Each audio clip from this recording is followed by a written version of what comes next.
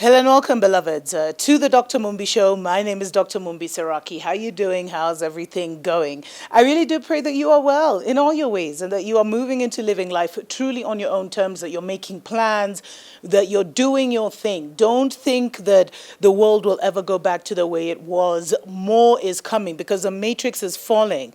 And they always say, the dragon is most dangerous when it's falling. The system is most dangerous when it's under attack because it will throw everything and anything it has for its survival. So just make sure you're doing everything that's necessary to kind of, to prepare yourself and your family. Make sure you're stocking up on food. Make sure you're stocking up on water, first aid kits, plasters, bandages, etc., and just, make sure, just be prepared, beloveds. Make sure you're still making those plans that we've been talking about ever since March. And if you haven't, go ahead and check out our previous programming. I'll definitely create a playlist concerning that. Now, there was a lot of interesting back and forth between Tanzania and Kenya over the weekend as Kenya gets ready to reopen its borders.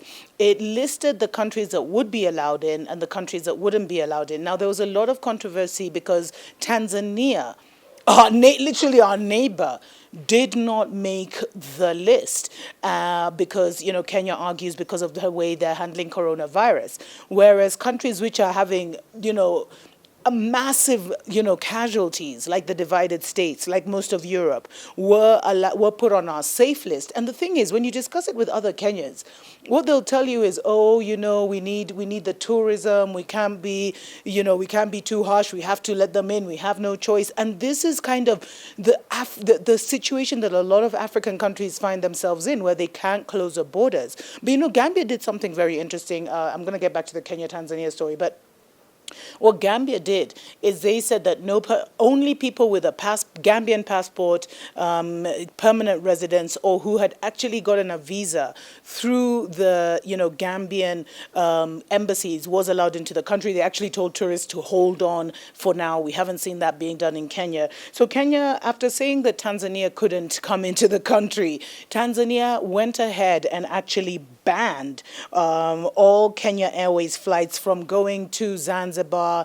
Dar es Salaam, or any of their airports, even though they had just previously kind of approved for Kenya Airways to fly into their airspace. And this kind of shows you the ongoing beef between Kenya and Tanzania over this pandemic and the different, the way the different nations are handling it.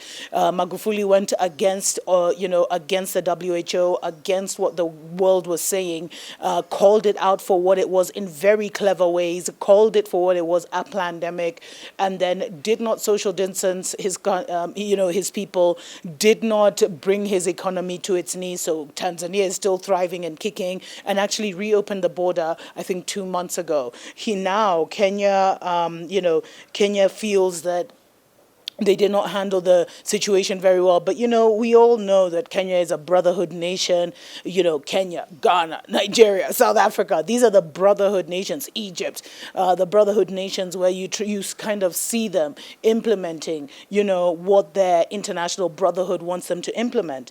And so there's actually a very interesting editorial that was sent to me by one of my Tanzanian friends. And it appeared in one of the local Tanzanian dailies. And it was why our neighbors should respect our choices.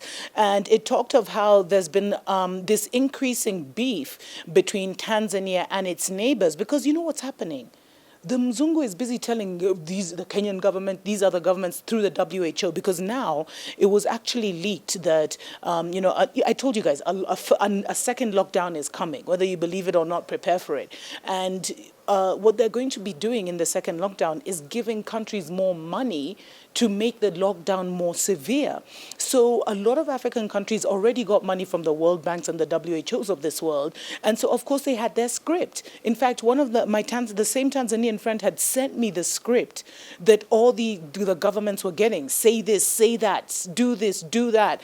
And that's why you heard all of them talking about a new normal, the pandemic this, pandemic that. That's why you saw all of them adopting this, mind control system of every day they're coming to tell you how many people have the virus, etc., etc. Just messing with your head, messing with our global group thought, group consciousness, because there are so many people who are falling for that stuff and are in total fear. And this runs down your immunity and this affects you. So, Tanzania, they've taken a totally different approach, which means that they're not in the claws of the Western agenda, but they said, as human beings, there are two things you can't choose, your neighbors and your relatives, but you can choose your friends, enemies, or allies. Kenya, Uganda, Rwanda, and Burundi will remain our neighbors, whether there's corona or not. Likewise, in the southern corridor, Zambia, Malawi, and Mozambique will always be our neighbors, no matter what happened. However, since this, and this is now the editorial by a gentleman called Richard Mgamba.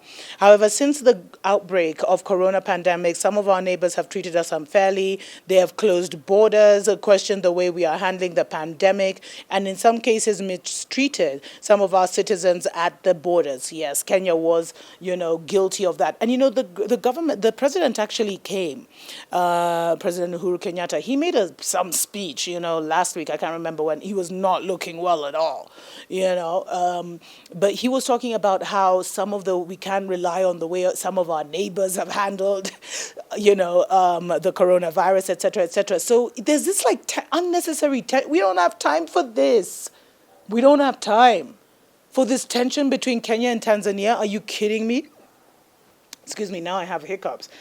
And then, they went on to say, think about this fact. Kenya has released a list of countries of which citizens will be allowed to travel to the East African nation effective August 1st this year. Now, the funniest thing is that China and Zimbabwe is on the list, while Tanzania isn't.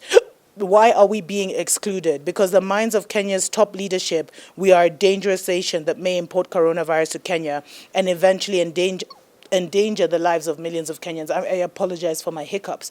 But a moment of silence for the stupidity of our leaders. And this is what has happened. It's like we're allowing China to come in. We're allowing, we're allowing the US to come in. We're allowing most of the European countries to come in where the virus is actually spiking. And yet we don't allow our neighbors. It's terrible. And they were saying, in their heydays, Kenya Airways used to operate 5 flights daily between Nairobi and Dar es Salaam. Very few countries can offer such opportunities to a foreign-based airline, but we did it to Kenya. One may think we did so because at the time we didn't have a properly functioning national airline, but that's not the reality. We did this because of our mutual relationship that we that we share with Kenya. And then they go on to say, the mutual relationship. Life is about choices, and some choices we make have serious consequences in the future. Likewise, leadership is about making choices, in some cases making tough choices, especially when we are confronted by the dangerous situation. Then it goes on to say, Magufuli chose to act and think differently in the face of the pandemic, and he is being punished by other African nations, but it's not the other African nations that are punishing him. It's their proxies of the Mzungu government who don't want another script but theirs, because they're trying to roll out this vaccine that's going to be an epic fail globally. Wait and see.